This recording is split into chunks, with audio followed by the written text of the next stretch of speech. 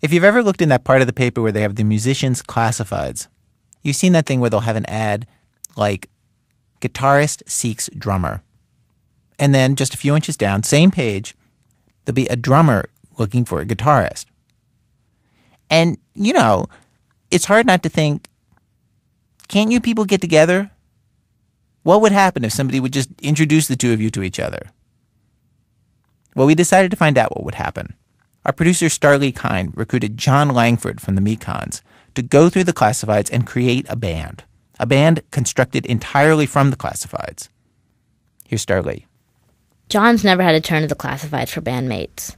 His band, the Three Johns, were such close friends that all three of them slept in the same bed while on tour. His country punk band, the Waker Brothers, was started at a club one night as a way to get free beer. And the Mekons, who have been together for 25 years, is mostly people he went to school with in Leeds. We haven't never really decided to form a band. They've just kind of like appeared. It's like you'd be sitting around in the pub and say, well, we need to be in a band, you know. Everybody else is in a band, why don't we have one? So, and it's been people pretty close to yourself and pretty with similar tastes. We chose 7 different musicians. The only thing they had in common was that no two of them would have played together under any other imaginable circumstance. Ad number 1. Indie rock bassist and drummer available with practice space in suburbs. Influences include Shellac, Fugazi, Mogwai, and Blonde Redhead. Contact Ben. This is from their demo. The death of success! The death of success! The death of success! Ad number 2. Smooth, sultry, soulful female vocalist seeks jazz musicians for band. Along a mountain pass there is a patch of grass where the swinging shepherd plays his tune. Ad 3, an acid funk percussionist named Steve. Ad 4, an electric violinist named Nathan. He's working on a rock opera about a conspiracy theory, and at present that's all he's at liberty to say about it. Ad 5, experienced contemporary Christian worship leader musician plays guitar, available for Bible studies and larger small church situations. Shall declare your glory, every knee will bow at your throne in worship, O Ancient of Days. Ad number 6 wasn't like the other ads in the musician classifieds. It caught our eyes immediately. Theremin effects and song player wants an audition to amaze you. I also play an incredible musical solo. We've got to go and meet this guy. We're going. We're there. I tell you what, there's not much amazes me anymore. That sounds terribly cynical, but I'm desperate to be amazed. You know?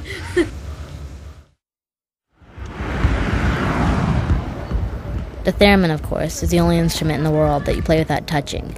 You just wave your hand through the air above it, which alters the electromagnetic field. Somehow, this produces a sound like a flying saucer in an old episode of The Twilight Zone. We ring his doorbell. Hello. Hello, Eric. It's Jon and Starlee. Okay. Eric Muller, the theremin player, turns out to be a retired factory worker who lives in one of those overstuffed apartments where every corner is filled with tchotchkes and souvenirs from all over the world.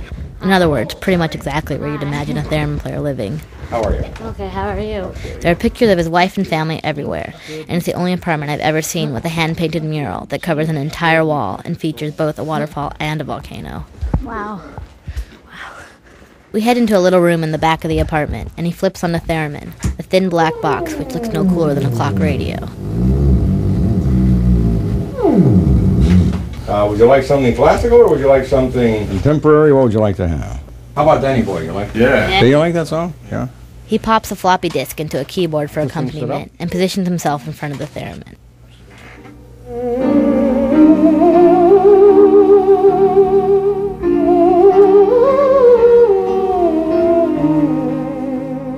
Eric's a 60-something-year-old man in a royal blue tank top and matching blue gym shorts. He's warm and grandfatherly. If he had reached down and pulled a "Who's Got Your Nose on Me?"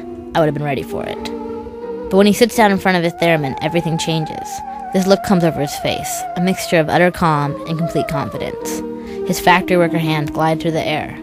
It's graceful, with a perfect economy of motion. I turn to Jon, and his mouth is open.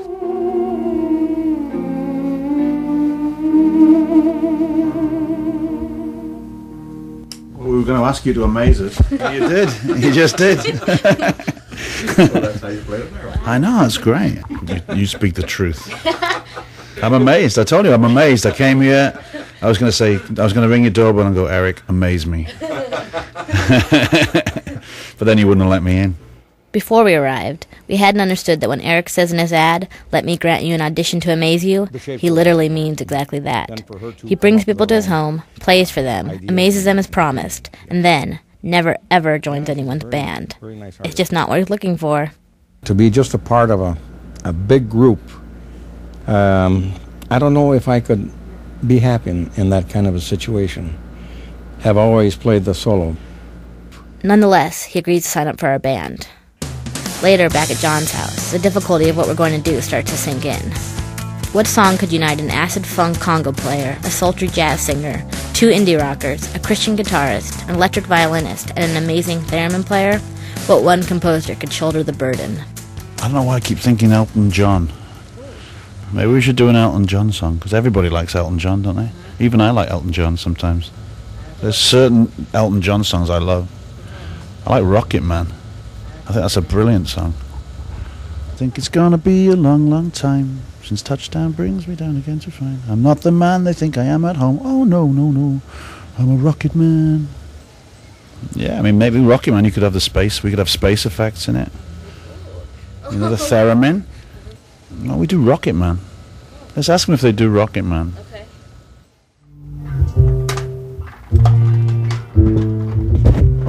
Hey, how you doing? Nice to meet you, man. That's Sam playing guitar.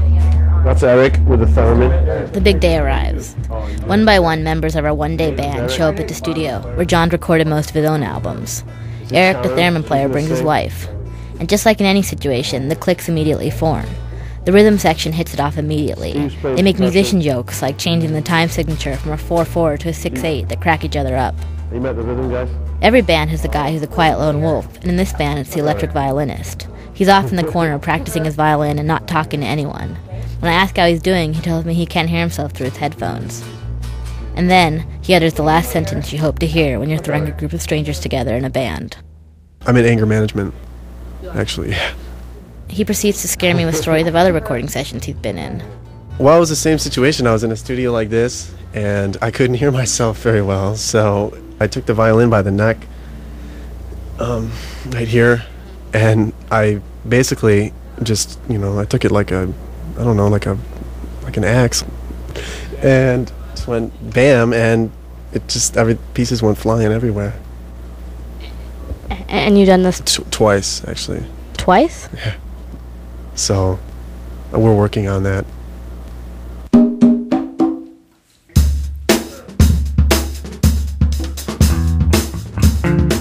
Musicians jammed together a little.